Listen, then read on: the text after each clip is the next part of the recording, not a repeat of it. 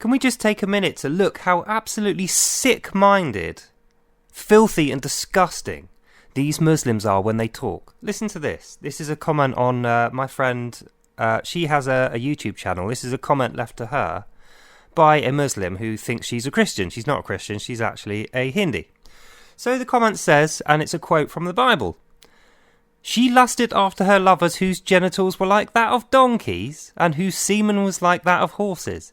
If a man happens to meet a virgin who is not pledged to be married and rapes her, then they are discovered, he shall pay her father 50 shekels and he must marry the young woman, for he has violated her. They can never divorce as long as he lives."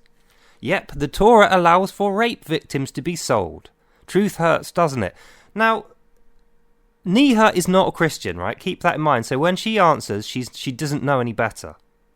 So this is a misquote. This is a disgusting misquote from the Old Testament. Now, keep in mind, in this passage, we're talking about the treatment of women, like how to treat women well. So this is why Muslims pick on this, because obviously they treat women like garbage, and you can have 10 wives, and your wives have to do exactly what you tell them, and Muhammad allows you to lie and have secret wives to beat them, starve them, rape them, and even kill them if they don't obey you or Allah. So let's go back to the beginning of this passage and read the whole thing, and actually read it as it's written, not as they've made it up. Right, notice the entire chapter is called Marriage Violations. So this is about marriage, and we know from Genesis, marriage is one woman, one man, and they are equal partners. So they have equal rights from the first page of Genesis, like way before this even happens. That's the main thing to keep in mind. 13. If a man takes a wife and after sleeping with her dislikes her and slanders her to give her a bad name, saying, "I married this woman, but when I approached her I did not find proof of her virginity," so he's saying he doesn't want to be married to her anymore because she's actually not a virgin like she claims she was. So she's a liar. She's presenting false testimony. She is a sinner. That's the excuse. "But then the young woman's father and mother shall bring her to the town elders and bring the proof that she was a virgin." So in fact she is a virgin, and the man is getting the blame. So this whole thing is saying you cannot present false testimony against a woman and destroy her reputation for having slept with you when it's actually you that's lying. The man is having to take the responsibility here. That's what we know from this passage. Even just from that first verse, the woman is being protected in law against the lies of her husband because she has equal rights, and that is written into law. We'll carry on. Her father will say to the elders, "She was a virgin. I gave my daughter in marriage to this man, but he dislikes her now. Now he has slandered against her and said, 'I did not find your daughter to be a virgin, but here is the proof of my daughter's virginity,' and they have a physical proof. Then her parents shall display the cloth before the elders of the town," that's the marriage cloth, to show that there was no blood on it before, and the blood that is upon it is actually his. So he is the one that took the virginity. That's the physical proof. He's lying. It's protecting the woman from his lies. "Then her parents shall display the cloth before the elders." So the elders of the town are proving in law that this woman is, because she's equal to a man and her testimony is true, her word is as good as his, and the evidence says he is lying. So he's the one that's going to be punished, not her. "They shall fine him 100 shekels of silver and give to the young woman's father, because this man has given an Israelite virgin a bad name." So the woman's going to go back to live with the father, and that's why the 100 shekels are going to the father, to help with the costs of the woman going back there. This is all good stuff. I don't know why Muslims try and make this disgusting by adding donkey semen and horse dicks and all this other crap. Disgusting, filthy Muslims. You should feel ashamed of yourselves. They piss me off so much. And then the end of it says, "Because he's given this Israelite virgin a bad name, he cannot divorce her. She shall continue to be his wife. The divorce does not stand. He must not divorce her as long as he lives, unless she wants to divorce him. She's quite welcome to divorce him, but the point of this is saying he cannot just make up a spurious claim and say she's a whore and she wasn't really a virgin just so he can escape and marry someone else. No, he has to stay married to her unless she wants to leave him, and that means he is responsible for her board, her food, her clothing, all her costs." Again, we see the Old Testament protects women because they have equal rights under God given to those of a man. That's why Muslims like to slag this off, because we know Muslims don't give any rights to their women. They absolutely shit all over their women. Their marriages are worthless because you can have like 10 wives, and the wife doesn't own anything. Whereas we can see here under Old Testament law, not only does the wife have ownership of her things, the man has to by law pay for them. And if he doesn't, for some reason, he will be punished, and then the father has to take responsibility for that woman. So the woman is always paid for. Plus, it puts people off treating women in a bad way to cause them to become unmarried old spinsters. And then the last verse, 20.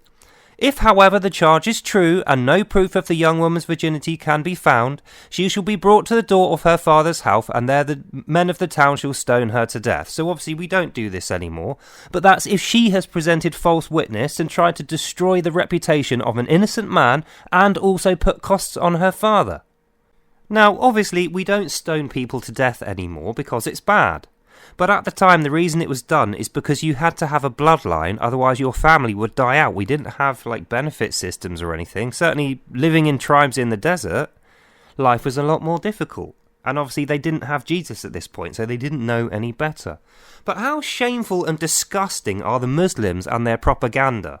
This is them trying to escape inquiry over their own despicable evil book, the Quran of the Muslims. That's the reason this is getting brought up. They don't care about what the Old Testament says.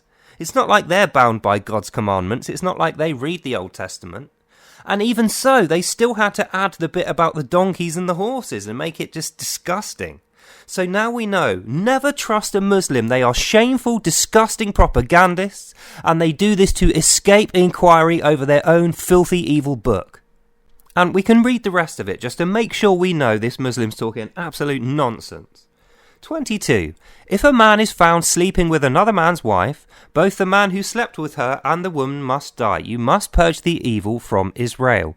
So, once again we see the married woman's rights are protected even if she's not there. If the man is found to be sleeping with another man's wife, both of them must die so that the woman whose husband is cheating, that woman's reputation is preserved because she hasn't done anything wrong. So everyone else in that scenario who has done something wrong will be heavily punished. And although we don't agree with the punishments, guess what? When you have punishments that harsh, nobody does the crime. And this is the reason why, even today, Israeli bloodlines are so solid.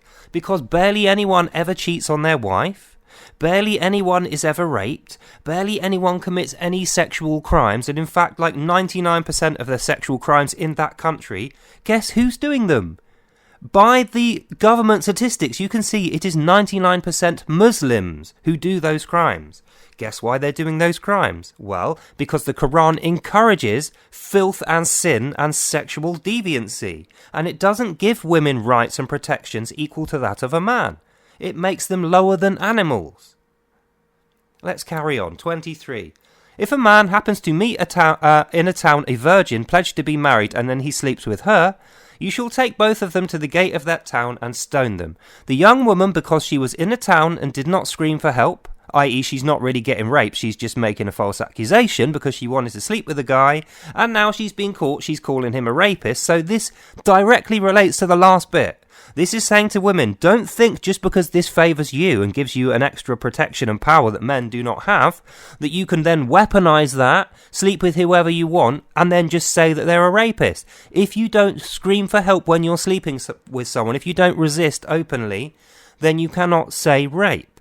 So this encourages women to not put themselves in dangerous scenarios where they can be raped and there's no one there to witness it or hear them scream, and to protect men who are sleeping with people willingly who are then later going to turn around and scream rape when it wasn't really, like we could do with some of this stuff today, now.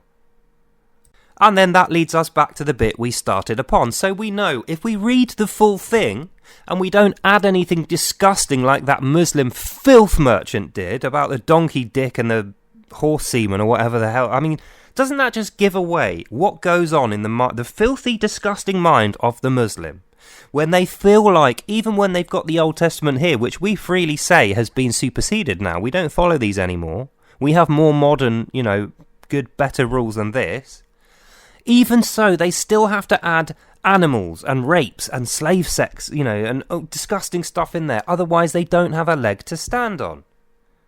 So, in summary, in conclusion of this video, the Old Testament the Old Testament does not tell you that you should have sex with slaves, that you should sell slaves, that you should rape people, that women don't have equal rights to men. It says the opposite.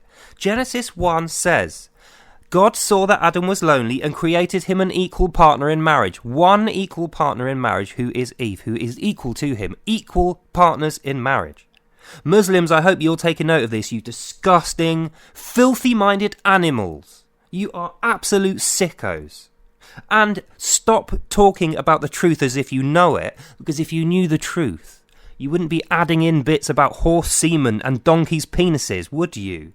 So why don't you get back to school, learn how to recognise what a truth is, and throw your disgusting, despicable, evil, sinful cult of death nonsense book, the Quran of the Muslims, in the nearest fire, pray to Jesus for forgiveness for all these disgusting things that you do and speak of, and stop defending the criminality of your culture. Stop defending the disgusting nature of your religion, and stop trying to pollute the minds of others who don't have religions, and then try to make them say things against us Christians so you can claim that other Christians are supporting you. None of us support you. No one in the world supports Islam. 99% of the world knows for a fact Islam is filth, disgusting, evil nonsense that should be ended and banned from every single civilized country. And I feel like your lies here and the response you gave to my friend to try and squeeze out of her something which is bad, and you, by the way, failed, says everything we need to know about you and your evil, disgusting natures. Shame on you. Ugh, these people are disgusting. How do they sleep at night? Ugh. Now I need to go and have a bath because I've been reading the comments of a disgusting, filthy Muslim. So anyway, I hope that enlightened you and educated you on the truth of the Old Testament. That's all for now. Have a lovely evening. God bless you all, and I'll see you in the next one. Bye.